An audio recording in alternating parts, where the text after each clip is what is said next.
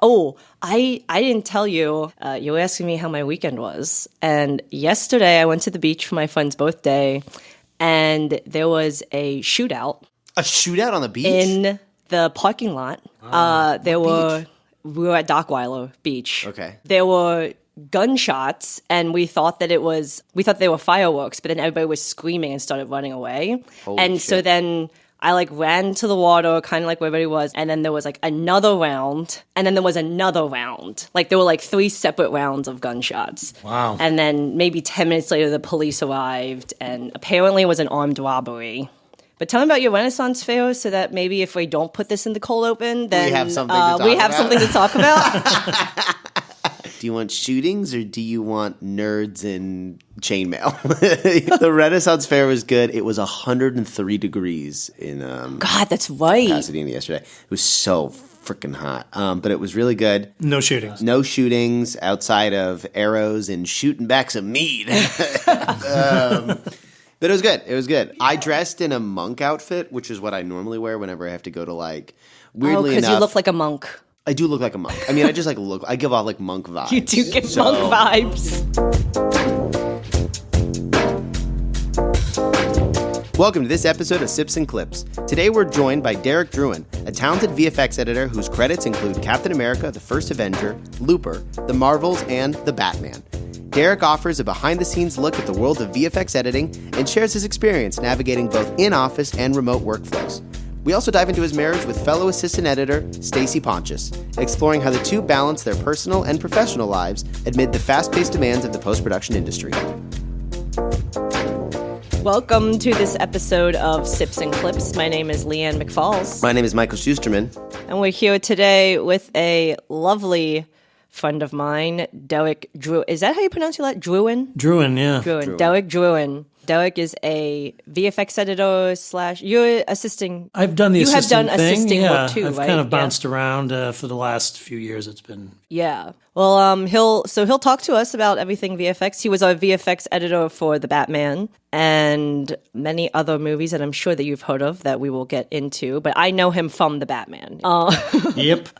We were in the trenches on that one. Yes. And on that one, we worked, they sort of worked remotely.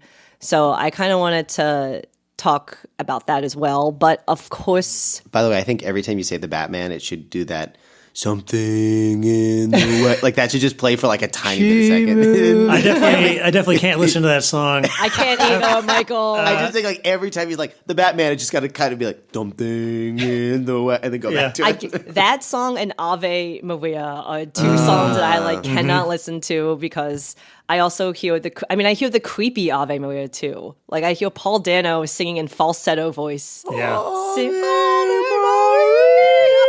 Yeah, exactly. No, we're stopping there. No, this is all wrong. But let's start off with what we're sipping on. So I'm going to give it off to Derek. I am sipping something called Alana's Roaster. Alana's Roaster? Yeah, it's some new beans we're trying. Okay. Oh, but it's coffee. It's iced coffee. It's coffee. Yeah, yeah. It's Alana's Roaster, which is on Venice Boulevard in Venice. Our first shot at trying this one, and it's pretty darn good. All right. Are you drinking it just black? Or I'm drinking it with put stuff in? Oat milk. I put Sown in it. I don't know if you've tried Sown, but it's... Sown? Yeah. What is that? They sell it at Whole Foods. It's, zero sugar, kind of... it's very thick and creamy oat milk. Okay. It's a. Okay, so you're kind of getting you're getting the sweet and the milk and... Yeah. I feel like adding the creamy factor helps me drink a lot more coffee. If it was black, I would probably drink a little bit more of a reasonable amount. Yeah. But now you can drink an unreasonable amount. Exactly. And it's great. It goes down smooth. Yeah, it goes down smooth. Is it drip coffee or espresso? Drip coffee. Yeah.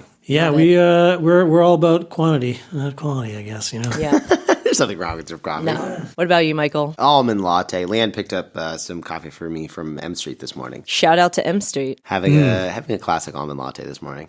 Yeah, I've got Iced. my iced 'cause Special it is for me. hot. It is freaking hot. It is I know. hot here today. Yeah. I feel like I'm a newscaster. It's hot here hot today. here It's 100 today, degrees in and, Los Angeles, California. Well, I am also drinking my go-to vanilla iced vanilla latte. So with just regular milk, just kind of as is. So Nice. But besides the heat, let's get into editorial and Great. post-production. You know, Thrilling. My favorite thing in the world. favorite thing ever to talk about. Oh my gosh, Derek, why don't you start off with how you got interested and involved in the like what got you into film? What got you interested in film? Did you know that you always wanted to work in film? Like what kind of sparked your interest in it? Well, so I always loved movies, so that was always there. You know, I grew up in Maine. There wasn't really much. There's no film industry. You did grow up in Maine. Yeah. I've never been to Maine. Have you been to Maine, Michael? I haven't been to Maine. It's actually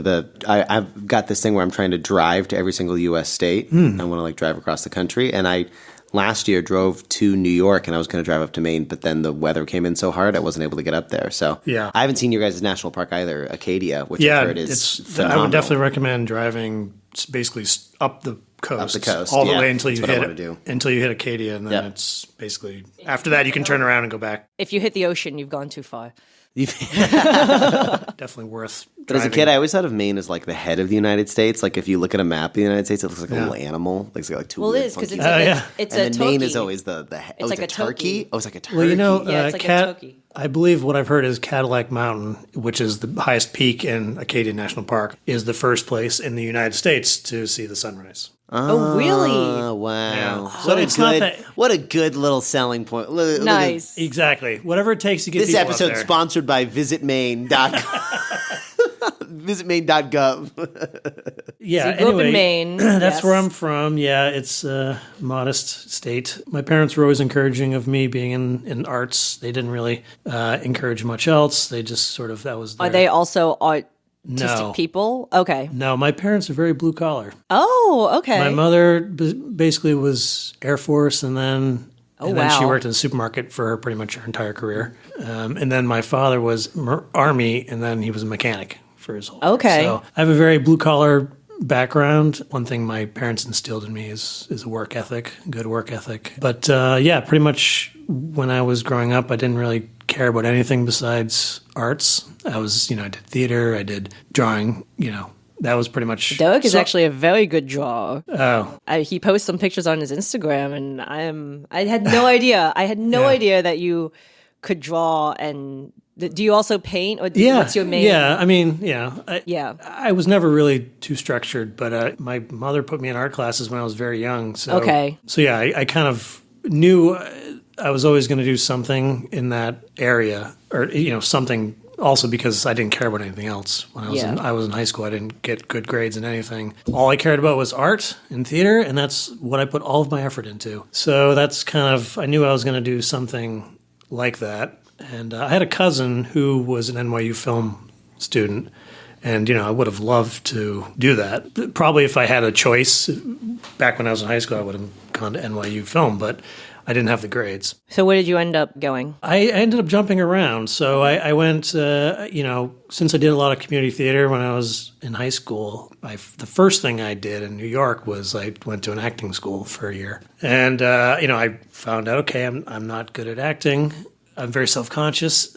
So that wasn't the thing. So then I went to art school for a couple of years, 2.5 years, Pratt Institute in Brooklyn. And I studied illustration there, and that was great, but also that didn't seem like it either. And then I think I had sort of given up on all college, and I've actually gone to Mount Desert Island to work as a bartender for a summer while I figure out my life. I was like, okay, I was like painting landscapes, and I was, selling paintings to tourists while I was working there as a bartender at a restaurant. And I was like, I'm not going to do this. I'm not going to live on this island. I wanted more, I guess. Anyway, my cousin, the film student, or he was formerly a film student, he worked at a video production company in New York.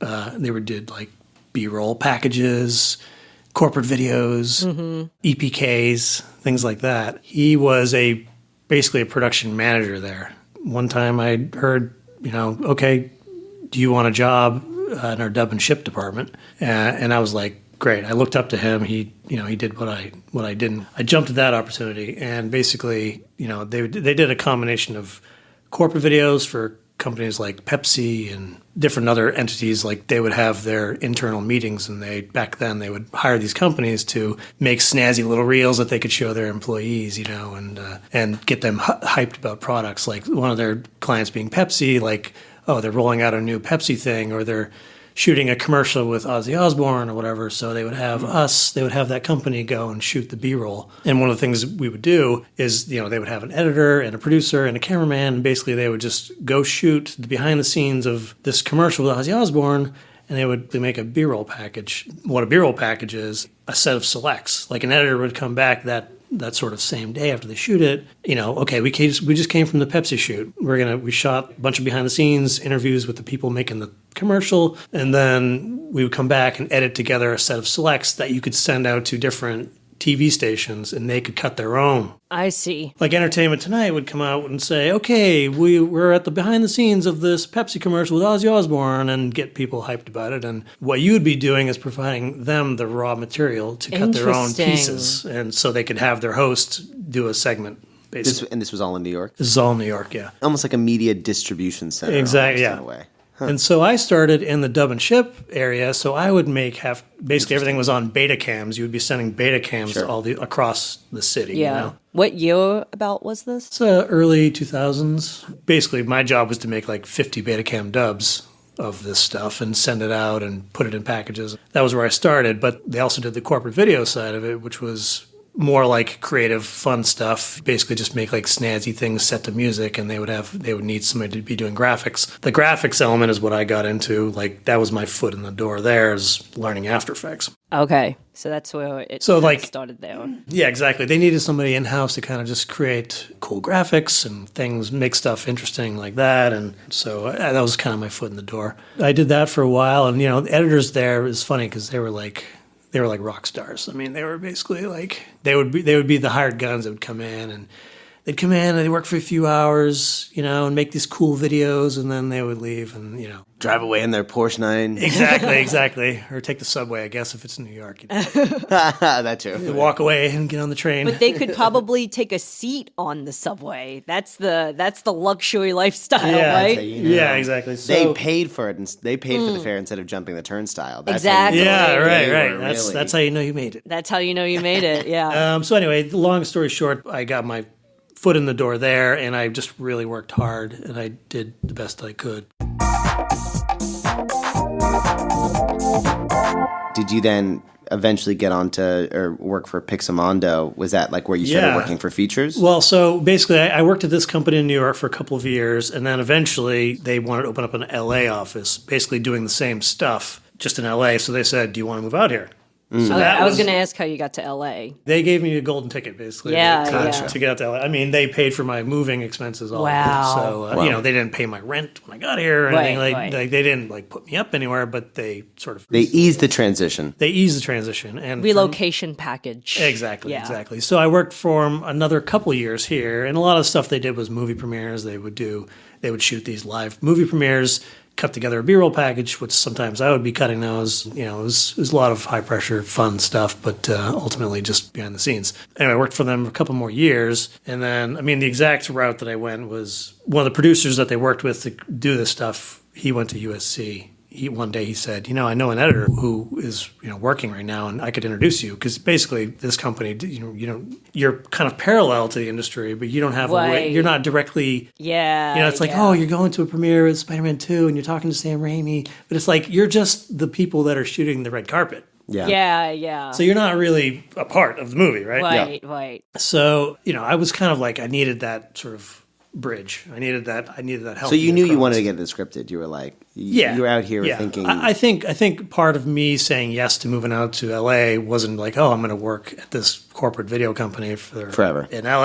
I just was like, this is an how opportunity. I'm gonna start. It's a start. It's. How long were you in New York before you moved out to LA? I was there about 5 years, but that includes acting school, art school, and then a couple of years working at this company. Okay, and then when you got out here with the company, have you been out here since, or did you go back and then come back It's funny. They flew me out to work one job once to like do this thing with Dick Clark. He was doing like some the Hewlett Packard's world's largest photo. It was like something like that. Yeah. And they were putting it inside of a football field, and it's like I was going out there to help. Oh my God. PA or whatever. Yeah. And so ultimately, it's just like I came out for that job, flew back, and then eventually they asked me to come out to LA. And I was like, yes, absolutely. Because, it's like New York. I mean, I love New York, but it's like I didn't have any ins there either. It was like movie industry connections there are hard to come by, right? So what was the first movie?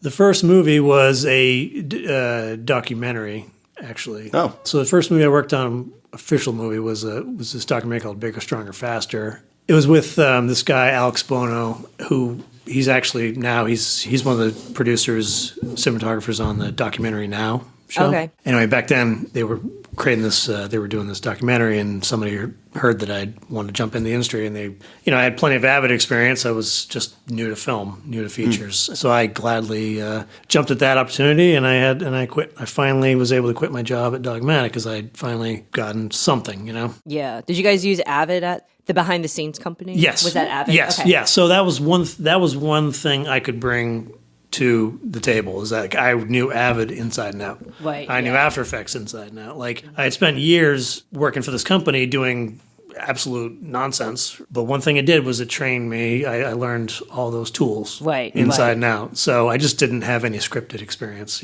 Yeah.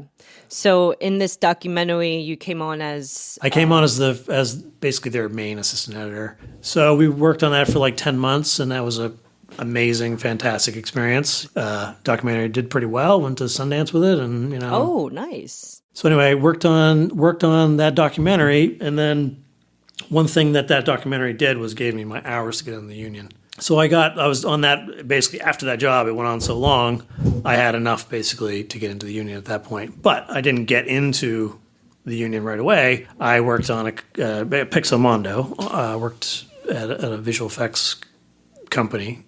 Oh, so you were vendor side. Yeah, on the vendor side. So, I'm just still trying to I'm still sort of poking around the fringes, trying to find a way into, narrative movies, And that was a little bit closer. That was fun. It was a fun thing. I worked on the movie 2012, Roland Emmerich movie. I love that movie. Yeah.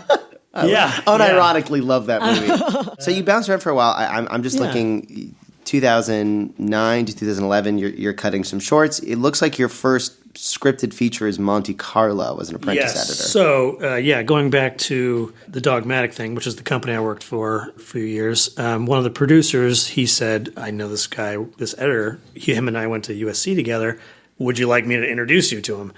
And that was Jeff Ford, who cut Monte Carlo, Avengers, blah, blah, blah. Yeah, of course. So I was like, oh my God, thank you so much. I go and meet Jeff for lunch one day while he's cutting Public Enemies.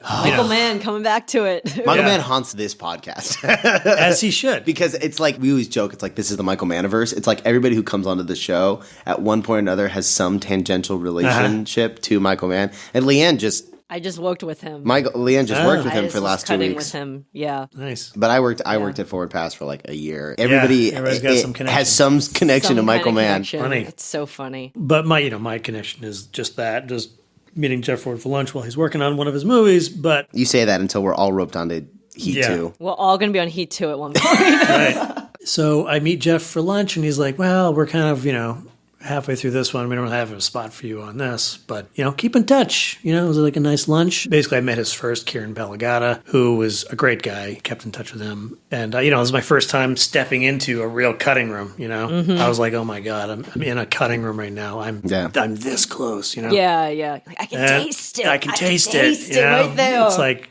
all I had was like... Did you ever do that, Leanne? Like before you got into a cutting room, did you ever get to go visit a cutting room for lunch or anything like that? I never really went to a cutting room and have them show me around and stuff. I mean, I think Batman was probably the quote unquote most official, on the studio, going into a cutting room that's like that. But everything else was kind of going into an office building and sitting at in the room where the setup is essentially the same as what you've seen before. Right, yeah. And, but I never like visited one. I was in my senior year of high school, and I was on, I'm obsessed with road trips. So I was in my senior year of high school, I decided to drive the perimeter of California. I wanted to drive the outline of California. What? I mean, if you were to like lay that out, that'd probably be like halfway around the earth. It's long. It takes a long time. Wait.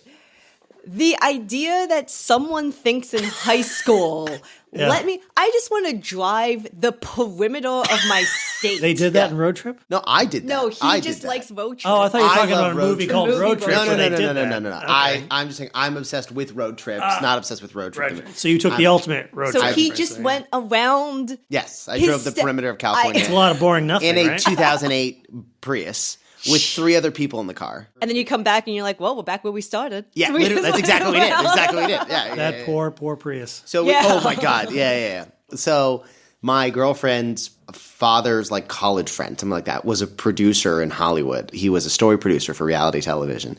And so he hooked it up so that I could go and visit him on this road trip. I got to go to his cutting room.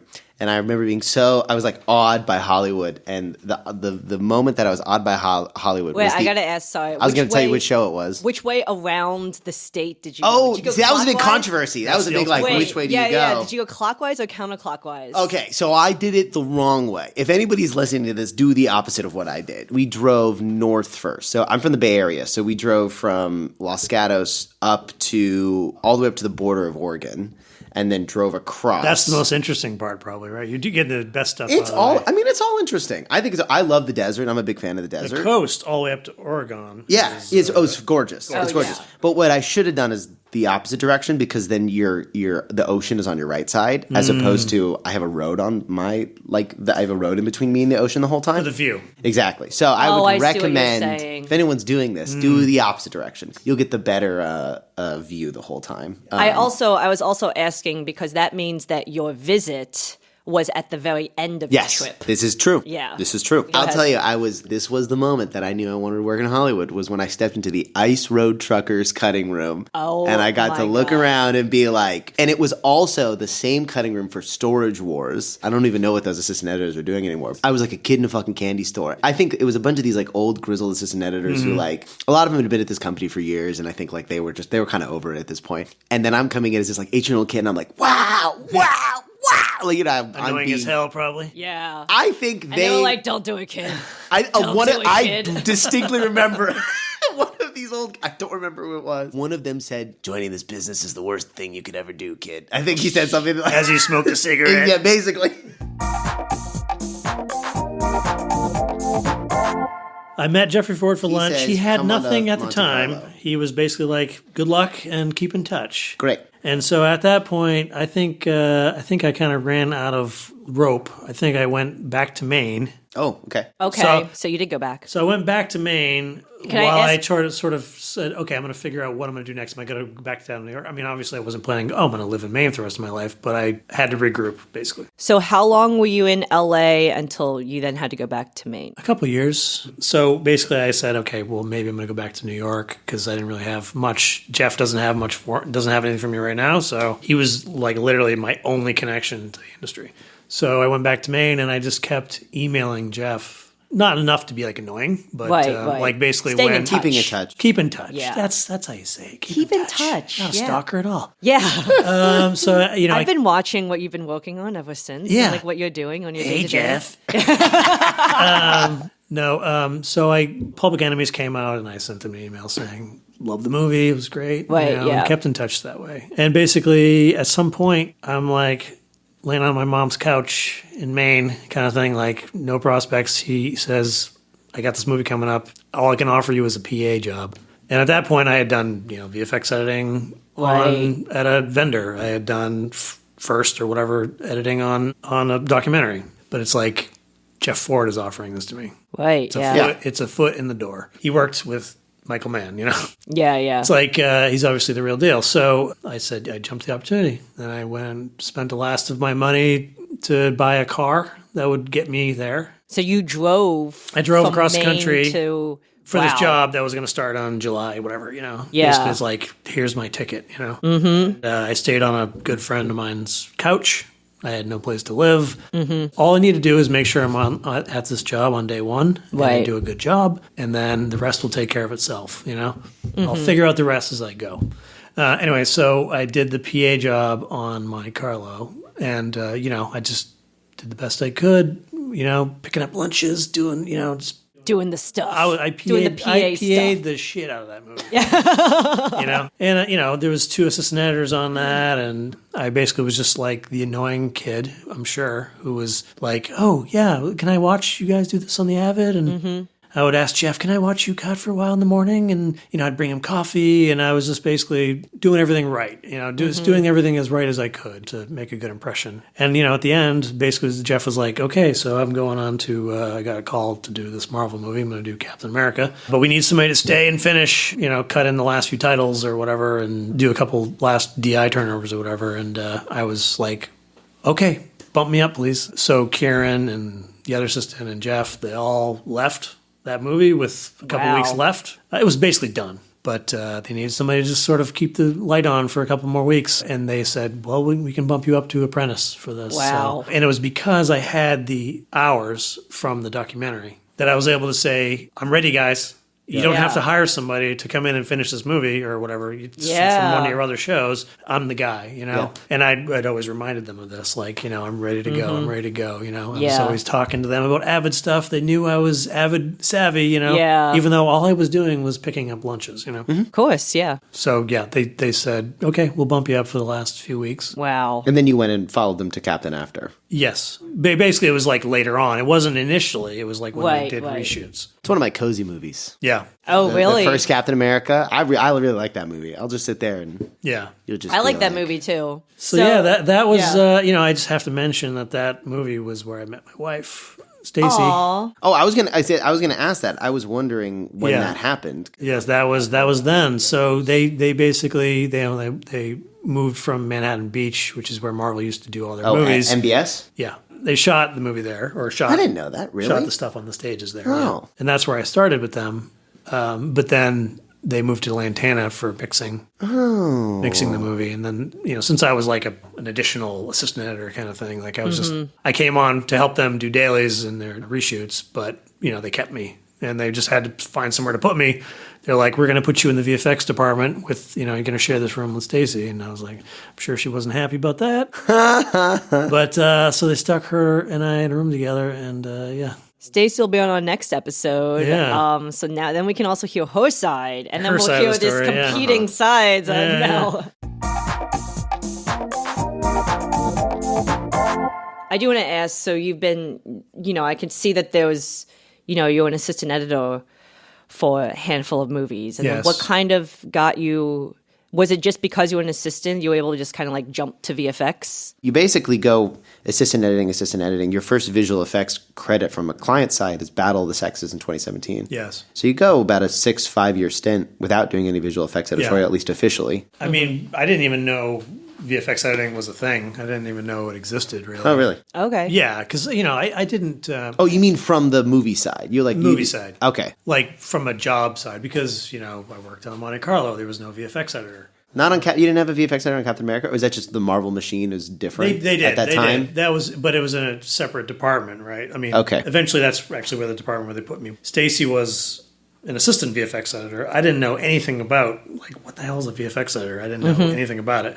My connection was to editorial, Jeff, Kieran, those people cutting the movie. So I didn't have... Basically, I'm just kind of like learning as I go, because I didn't go to film school. I didn't know what jobs are available, what jobs there are. I think I sort of naturally gravitated towards VFX editing because I really like the fact that you're kind of two worlds. Because I come from art background. When I was in art school, I was like, they had people from Lucasfilm come out and like give us a presentation about what it's like working at Lucasfilm. I mean, that was kind of like when I was in art school, I was like, this is what I'd rather be doing. I was like, do I want to be a matte painter? Do I want to do something, something in visual effects? I understand. So I've always been kind of those two worlds. Like there was nothing, I was never like, oh, I want to be Thelma Schoonmaker. I wasn't drawn to be like, oh, I'm going to be a rockstar editor or anything like that. So I'm just sort of like feeling it out. I did a few movies as an assistant editor and really learned that the editing chair is not where I want to be. That's a whole other level of pressure. That's a whole other level of like, it's a different kind of involvement. Like I was always the type of person that was like happy doing a comp. Okay. I was always a person that was happy doing something like closer to matte painting related, than doing like the editing part of it. I mean, I appreciate editing and I enjoy the little stints that I've had doing it, but it's really, for me, it's like, this is my comfort zone. This is where I kind of gravitated towards. One foot in the story part of it and one foot in the visual effects. Do you have a preference these days between whether or not if somebody offers, let's say you have two movies that are of equal value, equal pay, equal everything, and the only comparative difference is one is visual effects editor and one is first assistant editor. Do you have one that you generally... I definitely would go with VFX editor. You go with VFX editor. Yeah, I did not love assistant editing. I mean, I'll do it here and there maybe if the right thing comes up. For me, it was like you're close to the action, but you're not really close enough. It's like you might as well be a million miles away from doing anything creative. Look, I know there's assistant editors who... No, it's a managerial role. I mean, we've chatted at length about this show that it is largely a managerial role. It's a largely managerial role. That's... I always wanted to do something somewhat creative or in my job. So, and I found that visual effects editing was a nice happy medium, where I could have creative involvement in the movie and also, you obviously have a lot of managerial stuff to do, but... I want to push back on that a tiny bit, though. Your last three visual effects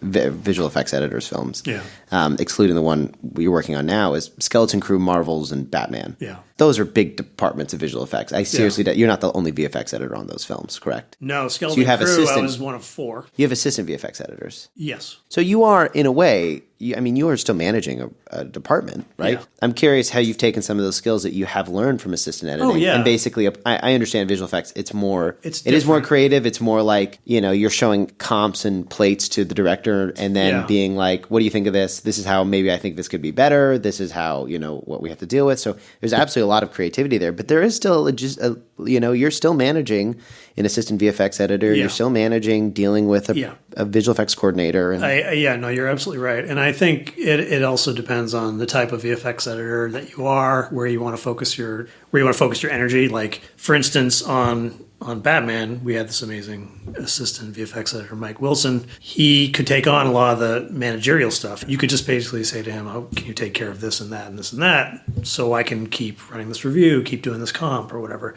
So I find that it can be a high pressure kind of situation, VFX editing, with like, okay, I have the editor and the director, they're asking for these creative comps, they're asking for this sort of stuff, these temps.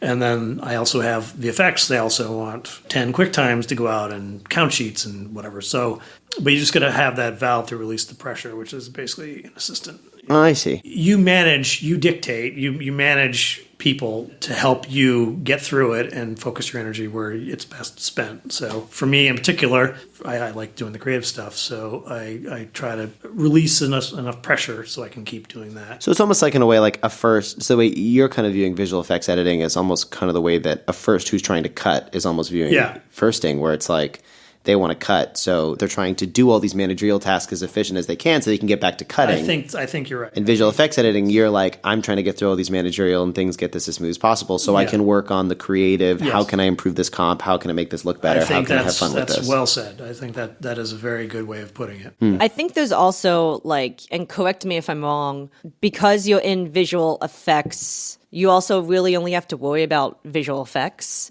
Whereas, like, an assistant editor or editor needs to worry about visual effects and sound and music. So it's like, it is a managerial role, but it's not as more directed. Big of a managerial role. Like, you're just managing your department. Whereas, like, editorial kind of has to manage, communicate, with everybody else as well. Yes, absolutely. You're focused just on visual effects, Mm-hmm. I had the other day someone said, "Oh, I really like this song we have in the we're trying out in the movie or whatever towards the end," and I was like, "Song?" And they're like, oh yeah, you're a visual effects editor. you don't know. Like, there's music in this? Yeah. There's sound? What? Yeah, because a lot of times you're just muted because you're just Yeah.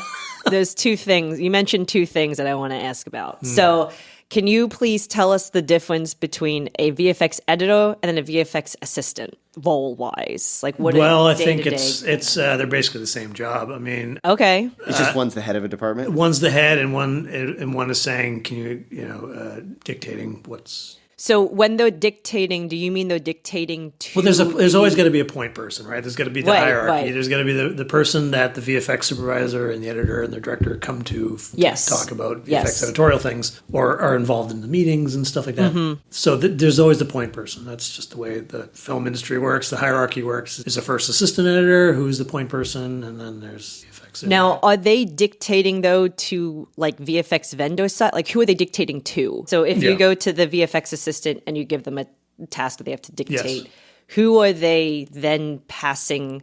Are they passing the task along, like, from the vendor side? Are they, like, your go-between? Or you mean, like, would the VFX assistant editor be your go-between to the vendor or whatnot? Is that what? Like, you're saying that I think you're tell them more. to dictate It's tasks? more of like your united front. All the output, all the work that comes out of a VFX editorial arm is basically everyone's from everyone. You're ultimately responsible for the assistant. Like, if they screw something up, it's ultimately on you. Right. Because you didn't show them the right way to do it, Okay. So it's basically ultimately everything is just like you're part of a team, and if what we need today is that assistant VFX editor is going to send a bunch of stuff to the vendor, send a bunch of Avid media to the vendor or whatever, then they're the ones that would be doing But on bigger that. shows, usually you have a team of coordinators that would be the go-between.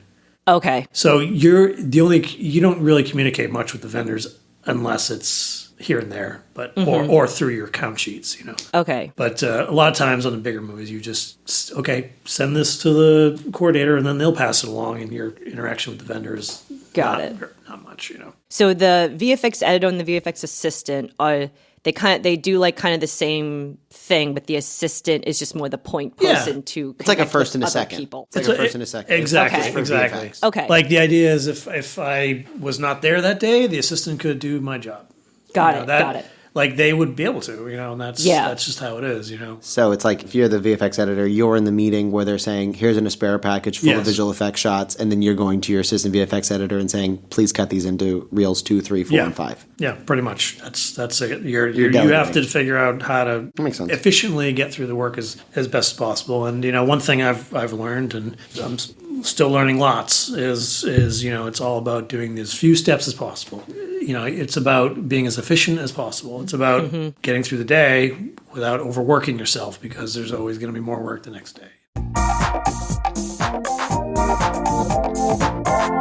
So can you also explain, because I don't think that we got this we had Justin Yates in a few months back to also talk VFX, and I don't think we got to this question. Can you just explain what, like, a count sheet is? A count sheet basically is just a document that explains exactly all the details of a shot to a vendor, what the length is. In frames, right? Everything's in frames, or, there's also time code in frames.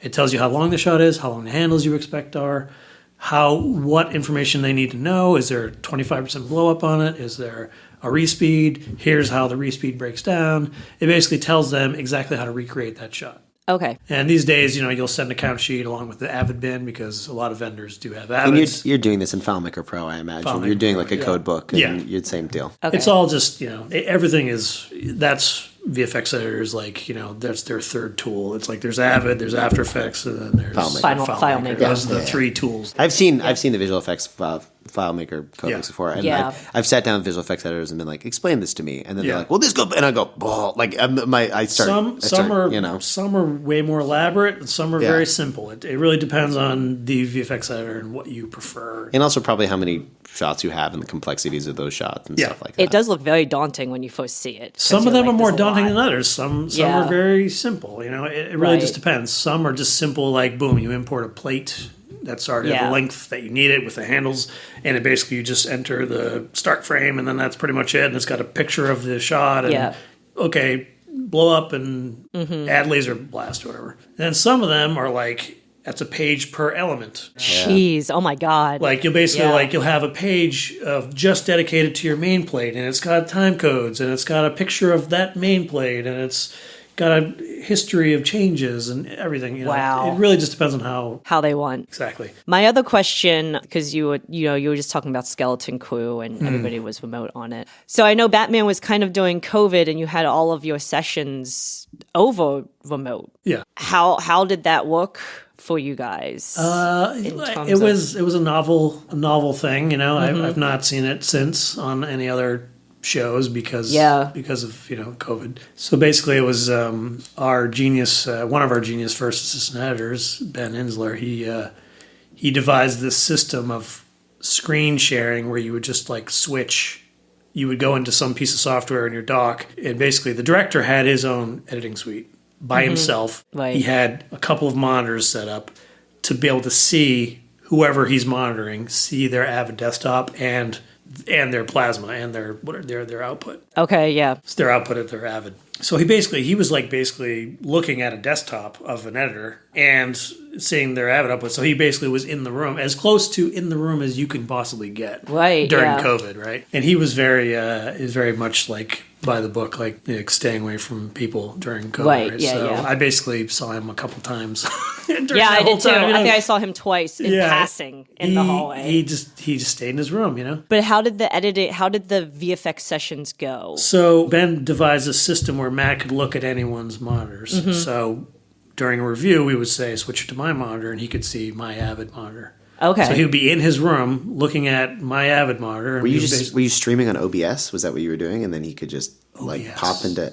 Evercast? It was like through a Stream Deck. Oh, it was through a box. You had a Stream Deck box? It was basically like a live Because we were signal. locked. We were cut off from the internet, so you couldn't use like Evercast or Jump or anything like that. It was like we had Zoom for the voice for just the talking head part of it. I forget what the program was that we. Yeah, I don't know what the program was that Ben used, but it was great. It was not internet based, so it was no lag. He was basically just looking at an Avid signal. So you just had optical cables running from computer to computer. Whatever it was, everybody was doing it. Wow, that's so weird. That's crazy. So we would have these marathon 4 or 5 hour sessions with Matt a couple times a week, and he just methodically went through the shots, and we just have these very very long reviews, and it basically was just like me in my room, Marty, the other VFX editor, in his room. Everybody was in their own rooms. We're all talking on Zoom, and that was pretty much how that show went.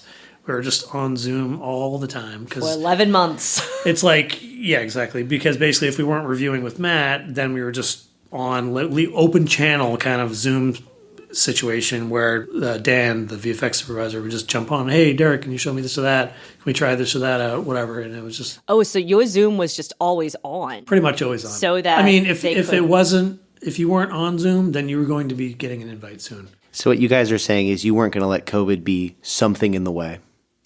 Oh my God. That is right. So it was very much isolated. Boy, oh my God, sorry. Gotta let that one sink in for a second. All right, moving on. It definitely was not in the way. It's not in the way. I think we should chat about your marriage. Oh boy. Oh boy. Oh boy. I feel like it's one of those things, we call this the dating part of our podcast, although you're married, but I feel like there's a lot of assistant editors and editors or people who are trying to make it in Hollywood when they're first starting out that find it really difficult to manage a relationship or manage even dating or human to human connection. Right. It's difficult. It is difficult, Right. Especially if you're dedicating yourself to something like scripted television features, like that almost in many ways becomes your first love. And so, all the other loves have to try to fit into that in some way or another. Yes. I'm curious for you to talk about your story of how you guys met, but then I'm also, curious to dive into, you guys are both assistant editors. How does this career almost feature as a part of your relationship? So we met on Captain America, like I mentioned, and we fell in love. And that's simple. And that's it. Thank you, everybody, for listening to this episode. We sailed off into the sunset. Did you fall in love on Captain America, or was it like a few years? No, it was... You guys started dating on Captain We started America. dating on Captain America. Okay. She actually was the one that asked me out because I was a coward. Oh my God. But I'm glad she did because, she's the best. I'm curious from a... Okay, so you're wondering like what it's like. Your main relationship is another person that's doing the same. Exactly kind what of I'm job. trying to ask. Like, because I feel like that has probably amazing benefits of your like... Yeah. For one, just from like a work connection, she's on a job and she gets offered a job that she can't do. She can say, I can't do this, but my boyfriend or now my fiance or now my husband, it would be great for like, it's a great, and then vice versa. There's no doubt there's some cross-pollination there. Yeah. But then also you can say this turnover was miserable and this sucked and whatever, and your partner knows what you're talking about. Mm-hmm. No, it's she knows and I know. It's basically like, oh, I got to work late again. It's like you can't be too mad at her because you know what that's like. You understand what it's like, and like you've done it as well. Yeah. So exactly. So you just understand. Yeah. You understand the hours, even if you don't like them. Yeah. Mm-hmm. Sometimes. Yeah. It's harder for the person that's not working the hours, who's at home or whatever. But it's like that's just how it goes. Right. You understand. How often do you guys work on the same shows together? We did the Battle of Sexes together, and that was great. And we had a fun time on that. And then we briefly worked together on the next movie that Pam Martin did, which was Free State of Jones. So she was on that for a while. But then we kind of did our own separate things after that. Are you against working together or you don't care? No, I would. Yeah. I definitely am not against it, and I don't think she's against it. And, it's definitely be a lot easier to carpool. I feel like that to coordinate vacation schedules. Yeah. Well, that is the single biggest drawback of both being in that industry, because we have to take jobs as they come, and they go for however long they go for. And if two people are doing that same thing, you're 100% not going to be in sync most of the time. Right. Yeah. So right now, I'm about to finish one and I'm starting another one in July. So I'm going to have like 2 months off. But guess what? She is still working on the one she's been on, and she is probably coming out in the fall. So our schedules are not going to sync up. The only little bit of bright spot you ever get, the only little tidbit is just like 2 weeks of Christmas. Right. And that's the only thing you can kind of build stuff around. But guess what? If that's all you get together is those like 2 weeks, you got to do family stuff. You got to go see the family. You're not going to like go on a big vacation. So that's the one drawback, I guess. But we manage it, and we look forward to one of us retires or whatever. Then we both hit retirement, and then we'll both travel a lot. I feel like that. I mean, and this is like for every relationship. If you're in that situation, you kind of have to also be very independent. You have to kind of like do your thing, and then kind of see your boyfriend, fiance, husband, wife, girlfriend, whatever, like when you can. It's hard to make plans in our jobs. I mean, it's really hard. So we kind of just even like comes. if something comes up for you, like a plan, like a outing with friends, Yeah. you then might have to go by yourself, because if she's not available, then you got to be flexible, and stuff changes all the time. There's unpredictability that comes with these jobs, and one thing's for sure is like you still gotta put time into the relationship. You gotta you gotta find time to keep the relationship strong. I mean, otherwise you just can't let it atrophy. You just have to carve out time as best you can. Like her and I just might take a couple of hours to go on a hike on a weekend or something like that. You know, you got to find time together, because if you just go work like ships in the night or whatever, that's not a good, healthy relationship. So, we have our little dog, so we build a lot of activities around him, which is hiking and things like that. And so you got to do that stuff. You can't just be on your own completely, but that too. It's just tough managing things. She has lots of friends. She keeps herself very busy, and when she's not working, and so we just have to find. So you guys make a point to be like, just knowing that you guys work, regularly these 12-hour days or these really long days, to be like, okay, you guys both try to stop and be like, okay, Saturday we are going to spend the day together. We are going to go to the flea market together. We are going to go to the this movie together. We're going to go do this thing together. Or watch together. a show together or something. Yeah, we are going to do something together, because Monday through Friday we are having, we're both working. Basically during the week is a crapshoot. Yeah, whenever you can. I might be having a slow week where I'm off at 7 every night, and she's at the mix stage. Yeah. And she's getting on, or she's getting ready for some preview, and it's just like that's just how it always is. There's always I'm working late or she's working late. Yeah. One of us is always sort of working past the other. It's definitely not a 9 to 5. But you're not getting mad at each other because you understand what the person's doing. Yeah, I mean, if anything, you're getting mad at the production. The production. Yeah. Yeah. You're just not happy with. Really, did they really need you to do that? And it's just like you really needed to do that turnover. Did you really have to do that tonight? But Yeah. You know what? At the end of the day, it's like on the other side of it is like if you're asked to do it, you do it. Yeah, That's how you keep working in this Yes, industry. Is you keep saying yes, you keep putting a smile on your face and doing the work in front of you because otherwise you're going to get work. You know, you got to understand that. Do you meet a lot of other assistant editors who have partners in the same business? I feel like it's sometimes the thing that comes up. It's not super common. It's not super uncommon. Yeah, I don't know. I feel like it's I feel like for the most part, people do not have significant others in the industry or directly doing the same job. I feel like it's common you meet people that are like, oh, my wife is a costume or production. Yeah, that's a lot of what I meet. It'll be like, my wife works in biotech or something. That's something completely different or whatever outside of. Yeah, so I feel like it's a pretty good mixture. I don't feel like I come across a lot of people that are like, oh, my wife and I do the exact same job. Yeah, but I mean, you guys don't. I mean, Staci mostly does assistant editing, and then you do visual effects editing. We've branched apart, whereas we kind of maybe were more parallel at one point or something. But I wouldn't want to do her job, and she probably could. She definitely could. She could do my job. I don't know if she would want to, but she definitely could. One of the things I always like to dig into with HODs of any kind, I'm curious, when you have a litany of people that are relying on you to give them tasks and you are delegating to them the tasks that they do, but you're also having to manage their birthdays and the funerals and the weddings and the things that these people have to do in their lives.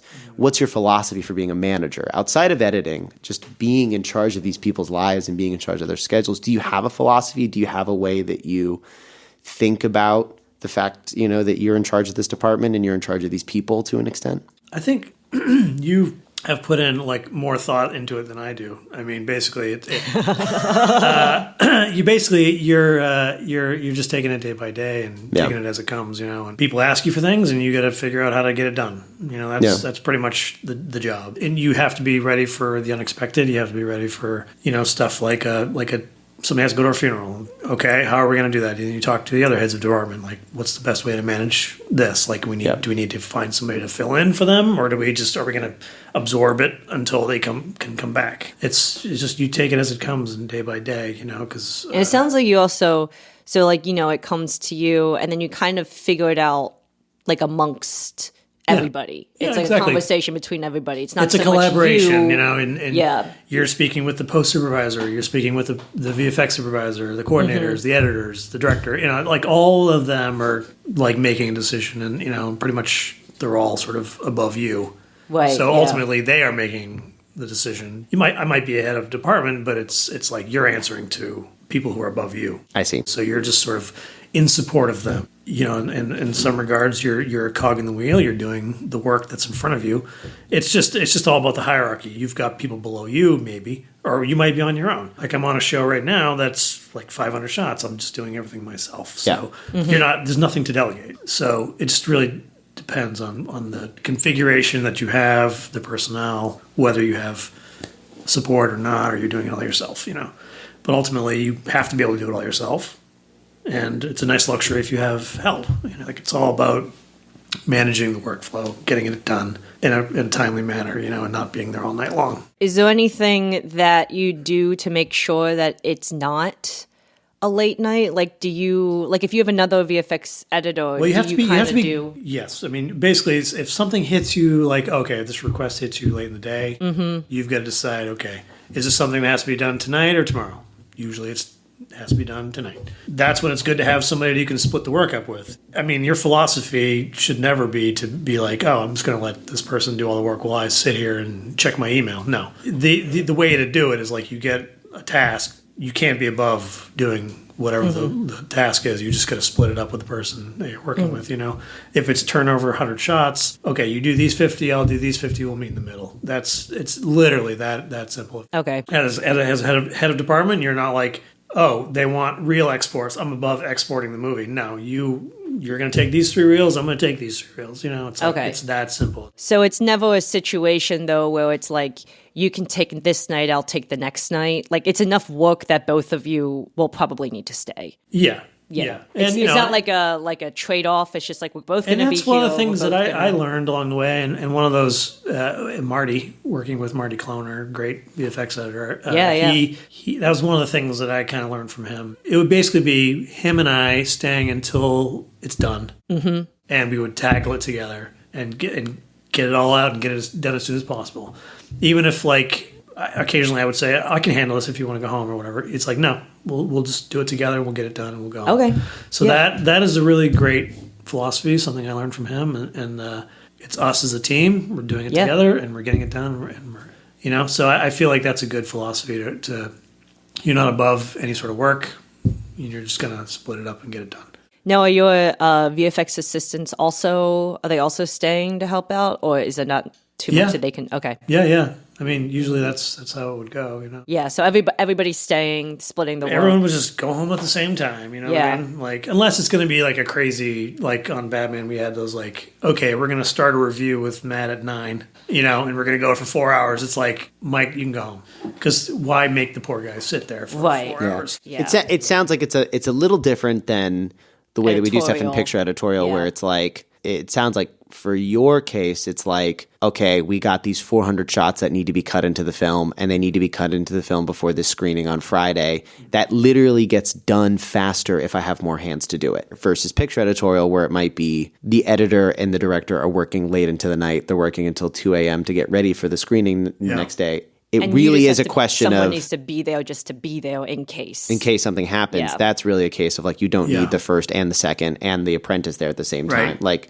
it's more about being IT support at that point than it is like, hey, cut in these X number of shots before some screening or whatever. That makes sense. I mean, in general, I also, my philosophy is also that if the editor and director are there, then you're staying. Really? Yeah. Even if you got all your unless they're just cutting, like they definitely don't need you for anything. Yeah, like they're you working can go, on story okay, do you stuff. need me for anything? But otherwise, it's like you're not trying to get out early if they're there. You want to be there in case they need anything. What if it's the end of your regular work day?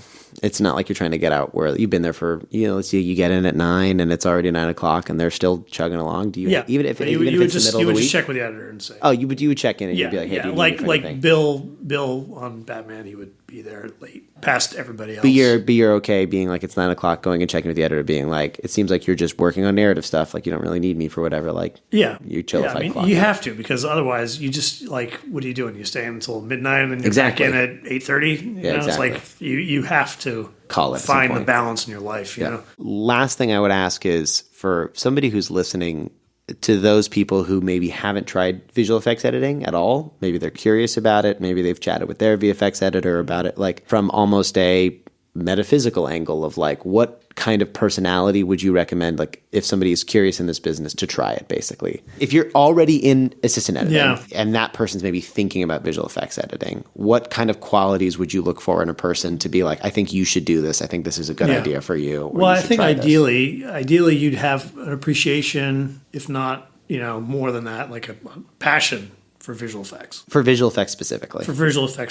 I mean, basically, like speaking to a visual effects supervisor about the possibilities of what this shot could be, or what the shot is. The creativity of it. You're not just saying something like that excites you, then I would say maybe visual effects editing is for you. If you're actually interested in how VFX works and the creativity behind visual effects. Yeah, like, is this going to be a CG character, or are we going to shoot an element for that? I mean, and like, are you interested in like problem solving? Like, does this have to be a CG character, or can I find a piece? Can I recycle a piece from somewhere else in the movie that wasn't used? Mm-hmm. Like, you know what I mean? Like problem solving in that regard. Like, on a shot by shot basis, what is the solution to this problem that is this shot? You know, like that. If something like that excites you, like if you get excited by respeeds and then like cutting out a character, rotoring a character, and then placing them back into the shot as without the respeed, like if something like that excites you, then.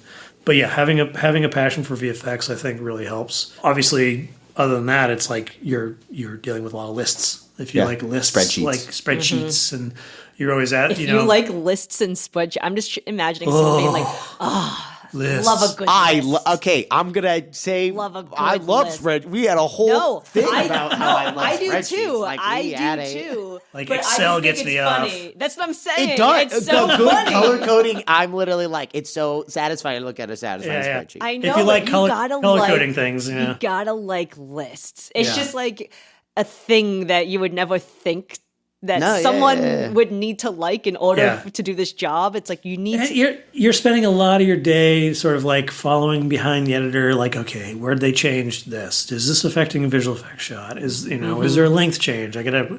You're constantly, your main thing, other than like any creative stuff that comes up, is like keeping the vendor informed. Did a change happen? Okay. Did a change happen? What is the change? Hey, they added 4 seconds to this shot. They added 4 seconds to shot. Do I need to repull something? They are the hungry baby that you need to keep fed. Keep in the loop, keep fed, keep. Are you keeping otherwise, the vendor in up to date, or are you keeping the visual effects supervisor up to both. date? Okay. I mean, basically, the first person you go to. So like sometimes you've got 50, I mean, not 50 vendors, but I've been on, I mean, even when we did the creator, I think we had 6 or 7 vendors. Like I didn't have to deal with that, but I imagine how do you, like you're constantly emailing off the different vendors? Like, hey, this, are you that's just the thing, telling is your your one database, person? you've got, The vendor who's doing that shot. You'd know who the vendor is. Like, oh, this is ILM handling this shot. So that's who I need to notify. What if ILM's doing the front plate and somebody else is doing the matte painting and somebody else is doing the other part of it? Well, I mean, the vendor share kind of situations that you just have to, Yeah. you have to identify, like, okay, is this vendor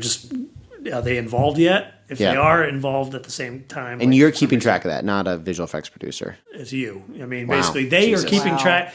Most VFX producers have their own database where they're sort of keeping Yeah. track of this stuff on their own. But yes, you in your database will say, well, it'll say both vendors. It'll say this vendor doing that work, that vendor doing this work. And I see. So you're literally keeping track of that. So then when I mean, it's not like the work is going to fall through the crack if you don't. No, I understand, but You know that what I mean? It's but like- that's what you're trying to keep on top of, so nobody's getting Yeah. caught off guard that they didn't know that If this shot shot extended Yeah. by 4 seconds, I got to let both vendors know what's going on. and possibly send them both of them get the revised plate kind of situation. Damn, Can I ask? that's exhausting. Yeah. I'm Can I tired ask? just hearing that. Yeah. Can I ask a little bit more detailed question about that? So, how are you keeping track and following the editor? Are you like comparing your count sheet to the cut? Like how? Or are you looking that's at pretty different- much that's pretty much Okay. it. I mean, there are different ways of going about it. You can generate EDLs and Change logs and change lists. lists. You can basically, there are ways to, like, in FileMaker generate lists of like, okay, this has changed. Most editors have a matte layer, Yes. like Yeah, a matte that's yeah. on their track, so you can usually see the cuts there, and that's it. Just painstaking, like, okay, they worked on scene 20 today, they made some changes. They just gang it up or whatever. Go through your database that's shot by shot. I was wondering too. So, like, But you don't are usually you- worry about a shot unless you've turned it over. If it's a Okay. shot yet to be turned over, fine, change it all day long. Yeah. I because it's see. not in Okay. your database yet. If You haven't you've done the turned polls it over yet. to the vendor as a certain length, you have to say, okay, where does it deviate? But if you haven't turned it over yet, who cares? Doesn't it's just matter. dailies, at that point. Yeah. So then, do you know what the editor has been working on that day, or do you just have to go through the reels, Yeah. check, and then go through the reels again, like constantly? Well, it's a combination. I mean, it depends on Okay. the communication level of the crew you're working with, but usually Right. the editor, you'll say, okay, I see that they've been in reel 1 all day long, so, and later on, they close the reel, you might Go poke in in and and just be take like, a okay, look. where did it change? Gotcha. But usually what would happen, most editors, especially ones who are savvy with VFX, will give you a heads up as soon as they change something Okay, that yeah. involves visual effects. Right. They'll say, oh, added a new shot in this sequence. Yeah. They may not tell you about every little change they did, but gives you kind of like a place to start. Yeah. And then if, like, okay, I've turned over this whole sequence, they say they're only making one change, you really got to go through and check every shot, make sure they didn't. Yeah. And it gets easier as you go because eventually you have comps cut in from the vendors that are replacing the dailies, basically sitting on the top the layer. editor can see when the Right. VFX disappears. Exactly. Yeah. Like, oh, they extended a shot, but the comp is not long enough. Right. They'll tell Something- you, like, it's not long enough. I don't have enough comp here. So then it's like, okay, that was easy. Maybe but if this it's is- just in the dailies world where you may have just turned it over, Yeah, and they go back yeah. and hopefully not, but they go Maybe back this and, is too minutia in the weeds here, but what We happens love to if- go deep in the weeds. I do love to go deep in the weeds. If they start cutting into the handles, do you still let the visual effects vendor know? I mean, are you letting them if they get close to the end of the handles? if they're Like, within the handles, you don't even have address to. it. Okay. You don't have to. I mean, basically, that's the beauty of the handles. Is Yes. like they don't. the vendor has to deliver those 8 frames on either side. But you're not returning over to get an additional 24 frames. If they go beyond the 8, then you let them know. Okay. That's it. Okay. Yeah, because I've definitely been on shows too where they push it. They're like, how much handles do we have? And then we might be starting on like frame 1. Yeah. Within handles, and then, a lot of times, most of the time, what happens is the vendors start asking for trims to the handles so they can stop creating handles work they don't need. And as you get closer to lock, you just have to go, okay, I got 3 shots. The vendor wants to reduce the handles on. You go to the editor and say, is this okay? Is there any chance you're going to extend? You're going to need those frames. Most of the time they say no. All this stuff that I did not know. Yeah. The magical world of visual effects editorial. Well, I've also been not quite a crossroads, but I know I spoke with you about this, about the question of whether or not I would want to do assistant visual effects or something. Because when I wasn't working, I would have people come to me and ask me like, hey, how do you feel about assistant visual effects? And it was like, I've never done it, but I'm sure that I could do it. But then it led me into like, well, what is the difference between an assistant editor and then like a VFX assistant editor? It's just it's pressure. It's just pressure. The assistant VFX editor does not have pressure. They don't have the pressure to get it all done. They're just doing what they're being designated to do. I would say of all the jobs in assistant editing or VFX editing, that is probably the most chill. Oh, okay. Yeah. Chill of the jobs. Yeah. Look, I haven't done assistant editing in a little while, but assistant editors have to turn over a whole music turnover. But you're married to one, so you hear about it all day long. I hear about it all day long. Yeah, I'm sure. Never ends. Should go into a splice and spew. Splice and spew. You want me to go first? Whatever. Yeah, I got a splice. Everybody these days, listen, I know we got Severance. We got all kinds of cool mystery shows. We got Stranger Things. Nobody knows everyone's like, oh, what's going to happen? You know what was the original Severance, guys? Lost. I'm going to talk about Lost Season 1. So I've decided to rewatch all of Lost. So I'm specifically just referring to Lost Season 1 in this. Lost Season 1 is damn near a perfect season that of pilot television. Episode was... Oh my God. Jack, he's like, what color do you prefer? Kate's sewing him up. It's incredible. They are everybody on that show way too hot. It's it's just like really odd that everybody on that show is the most attractive person you've ever seen in your life. And it's the greatest. It's amazing. I love that for whatever reason, like Michael Giacchino is hitting that music so goddamn hard for no goddamn reason. That man is lighting fire to the keyboard as he goes through it. There's no reason he had to try that hard, but he did for you so that you could enjoy it. J.J. Abrams, oh my God, he was just a little kid when he did it. And oh my God, it's incredible. It's incredible. And Oahu's beautiful. And I get to look at beautiful shots of Oahu all goddamn day. And they're all like, what is this? And for whatever reason, the smoke monster, when it comes out, nobody remembers this. But when you watch it, it sounds like a car crash. Why? Who cares? It's awesome. It's like metal grinding on metal as they come to kill everybody in the camp. It's incredible. Nobody knew what the others were at the time. It was amazing. Lost Season 1, go watch it. If you haven't rewatched it in a few years. I've never seen Lost. Oh, go watch it. Go watch it. Go watch it. Everybody wants to talk about The Last of Us. Listen, The Last of Us is great, but have you seen Lost? That's been my thing for the last, I just have it on repeat on my phone. I'm just watching it all damn day. That was event television at the time. That was appointment television. It's incredible. It's still incredible. So if you haven't watched Lost in a few years, go back and rewatch it, especially the pilot episode. It's the best pilot episode of television ever. And then just rewatch all of Lost. Wow, what a splice. What a splice though. Lost Season 1. Do you want to go, Derek, or I would rave about everyone's raving today. I got to rave. After it's been a little while and I started going to the movies again. I took a little COVID sort of break, and I would just say that, and I'm just happy to share this, actually going to a movie theater is still the greatest experience. I feel like more people should do that. It brings me back to why I got in this industry.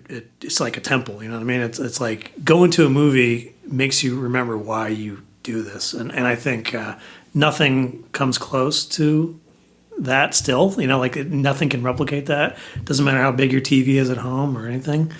I feel like going to movies, so I recommend everybody go to movies. Amazing. Because it's it's still the greatest experience. I tell people if they're starting to feel that weariness sometimes when I'm chatting with people, they're like, I'm feeling weary about whatever.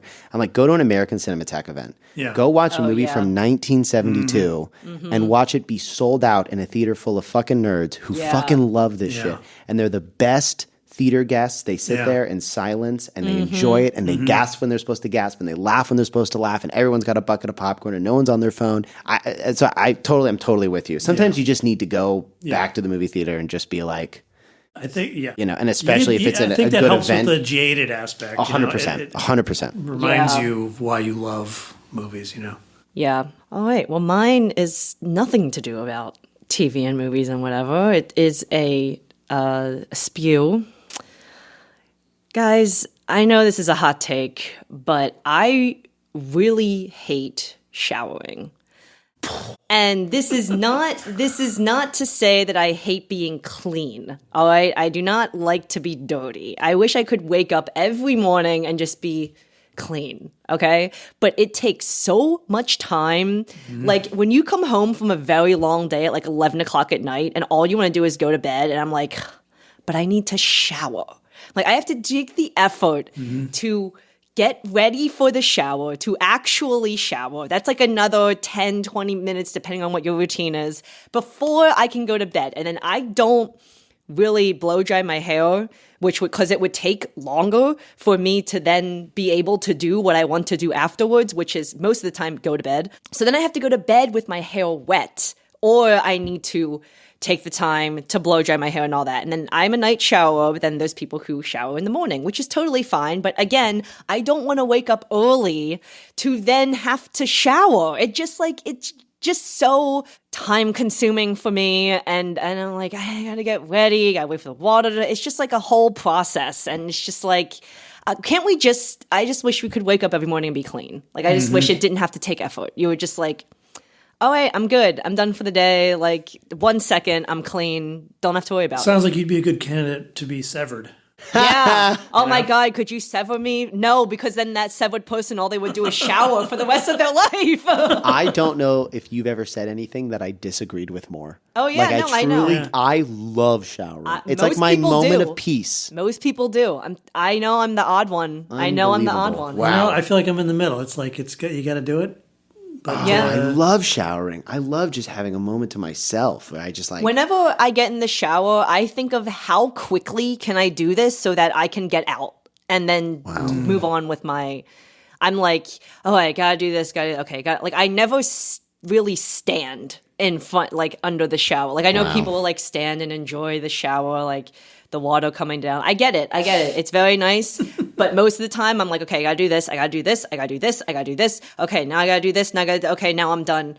All right, now I'm cold. Yeah. I have to get out. Now I have to dry myself up. Now I have to brush my hair. Now I have to dry my hair. Now I have to, I'm like, oh my God. You know who greatly appreciates a shower? Everybody the cast else. of Lost in season 2 when they discover the hatch and they discover that there is a shower inside. Anyway, it comes back to Lost. It's like my one moment where I can be like, no one's allowed to. I put my phone on Do Not Disturb, and like no one's allowed to bug me, and I will just cry. I can just cry. I can just bawl at the beauty of Lost season 1. You can cry and bawl anywhere, Michael. It's fine. Yeah, but then my dentist is really uncomfortable. Moral of the story, appreciate visual effects, go to the movie theater, cry in your shower, and watch Lost. glad we ironed out all of those things. We sorted that out. Yeah, glad that we sorted that out. Thank you for listening to this episode of Sips and Clips. You keep on sipping, and we'll keep on clipping. Bye, everyone. Bye. Sips and Clips is a podcast produced by Leanne McFalls and Michael Schusterman. Graphic by Max Schulman. Sound mixing by Cassidy Legan. Sound editing by Zach Griffin. Follow us on Instagram at Sips and Clips Pod. Don't forget to rate, review, and subscribe.